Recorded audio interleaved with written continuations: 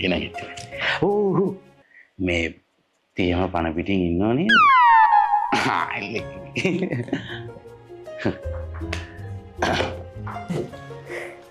මහත්තයෝ මම මේ මගේ ජීවිතයේ අවසාන තුරුම්පුව තමයි ගහන්න යන්නේ. අපිටත් කියන ජීවිතයක් තියෙන්න බෑ මහත්තයෝ. මට මේ මුතු වැට හිටිය ඇති. සසමි ජාතිය රන් විවණක් වේ ආගම මිනි පහනක් වේ. ඒව වැඩක් නැහැ. හැබැයි මුතු වැටේට බයින්න එපා. මේ මුතු වැටේ ඉන්න ආතල් මෝඩ ජනතාව නිසා තමයි අපි කාලඳලා ඉන්නේ. දැන් ඔයාලට මොකද්ද වෙන්න ඕන කියන්නේ ඔස? කොහෙටද යන්න ඕන කොහෙට යන්න ඕන උනත් ඔයා ඕස්ට්‍රේලියාවට ගිහින්. මම ඕස්ට්‍රේලියාවට තමයි යන්න ඕනේ. මල්ලි මෙන්න මේ ඕස්ට්‍රේලියාවට ගිහින් දාන්න. ඈ? එහෙම යන්න බෑ මම බොරුවට කිව්වේ.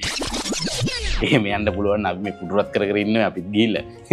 පිස්සු. මහත්තයෝ මට කියන්නකෝ මේ වැඩේ වෙන්නේ කොහොමද කියලා. රයිට් අපි ඉස්සෙල්ලාම සුදුසුකම් පරීක්ෂාවක් කරමු. සුදුසුකම් බලමු. හැබැයි මම O level විතරයි පාස්. නෑ. ඕව නෙවෙයි. ඔයාට දවස් කීයක් විතර निराහාර වෙන්න පුළුවන්? ඉතින් මං ඊයේ රැටවත් කාලා නෑනේ. නම් මදි. මං කියන්නේ අඩුම සතියක්වත් निराහාරව. ඈ? නෑ හරි. ඒක පැත්ත දාන්න. උමනාවක් තියෙනවා නම් ඉතින් බඩගින්න ඉන්න පුළුවන් වෙන්න. මේ පීනන්න පුළුවන්. පීනන්න නම් බෑනේ මහත්තයෝ. මහත්තයාට කියන්න අපේ ගමේ අවුරුදු උත්සවේ ගඟේ පීනන තරඟේ මම පීනුවේ නෑනේ. අනික මහත්තයා මාව ගිලෙන්නේ නෑ. හැම තැනම පාවෙනවා. නිතරම පාවෙන එකක් බව නම් පේනවා. පීනන්න බැරි එකට වතුර දෙතයි කිව්වා කියනවා. මේ පොඩ්ඩක් වකුටු වෙලා පෙන්නන්න. වකුටු වෙලා? මෙන්න මෙහෙම එකක්.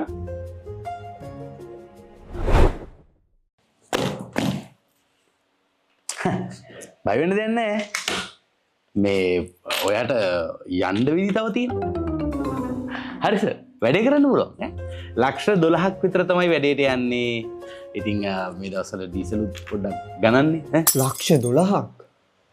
ඩීසල් හරි. කමන්නේ. කොහමරි කමන්නේ. මට වැඩේ වෙන්න ඕනේ ආ. මෙහෙමයි.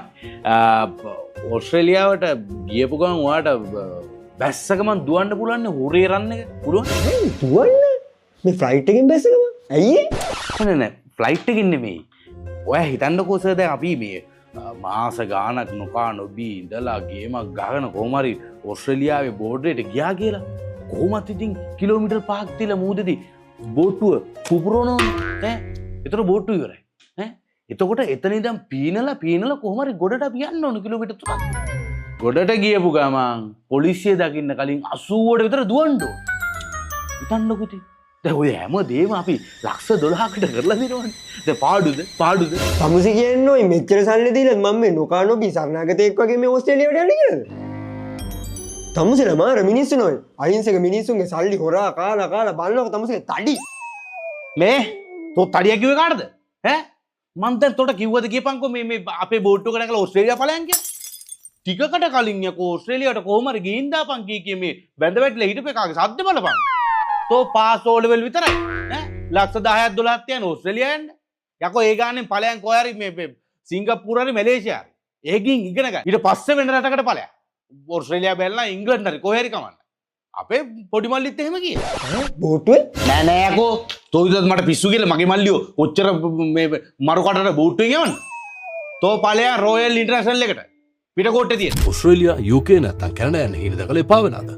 හොඳම විසඳුම තමයි මැලේසියා හෝ සිංගප්පූරුවේ අධ්‍යාපනයෙන් පසුව වගේ ඩ්‍රීම් කන්ට්‍රි එකට ට්‍රාන්ස්ෆර් වෙන එක. IELTS වත් ෂෝමනීවත් පෙන්වන්න කිසිම අවශ්‍යතාවයක් නැහැ. මාසයක් වගේ කෙටි කාලෙකින් O level වලින් විතරක් මැලේසියාවට හෝ සිංගප්පූරුවට යන්නත් පුළුවන්. වගේම වගේ උපාධි සම්පූර්ණ කරන්නත් පුළුවන්. විශේෂම දේ තමයි 50%ක ස්කෝලර්ෂිප් එකකුත් රොයල් ඉන්ටර්නැෂනල් වලදී ලබා දෙනවා. වැඩි විස්තර සඳහා දැම මේ නම්බර් වලට WhatsApp message එකක් දාන්න. අවස්ථාව සීමිතයි. ඉතින් තවත් හිතේ දෙන්නවා. වගේ ජාත්‍යන්තර හීනේ මැලේසියාවෙන් හෝ සිංගප්පූරුවෙන් පටන් ගන්න. Royal international. අනේ thank you බුදු අයියේ. උඹට මම මේ හැමදේම කරේ ඔබ මගේ මල්ලි වගේ නෙමෙයි ඌ මහතයිනේ ඔබ මල්ලි වගේ නෙමෙයි. හරි ඵලෙන්